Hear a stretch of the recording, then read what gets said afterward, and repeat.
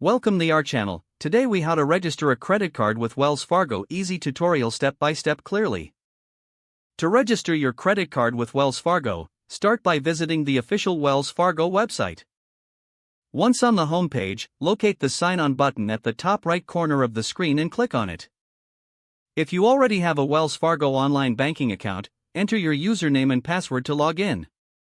If you do not have an online banking account, look for the Enroll link below the sign-in fields and click on it.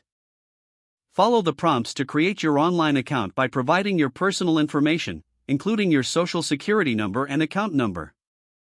After successfully enrolling, log into your newly created account with your username and password.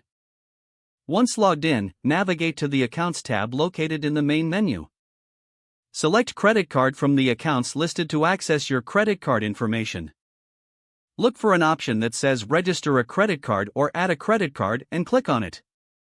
Enter the requested details of your credit card, including the card number, expiration date, and security code. Review the information provided to ensure accuracy, then click on the Submit button. After submission, you should see a confirmation message indicating that your credit card has been successfully registered. If you encounter any issues during the process, consider reaching out to Wells Fargo customer service for assistance. If the page does not load, refresh the browser or try again in a private or incognito window. Make sure you are using the correct email address, then retype it carefully to avoid small typos. If your password is not accepted, use the Reset option and create a new strong password you can remember. Check your spam folder for verification or security emails, then complete any requested confirmation steps. Enable two-factor authentication if available to improve account security and reduce unauthorized access risk. After signing in, review your profile details so your contact information and settings are accurate and current. If you see an error message, note it down and try again after restarting your device and internet connection. Log out when you finish, especially on shared devices, to keep your account and payment information secure.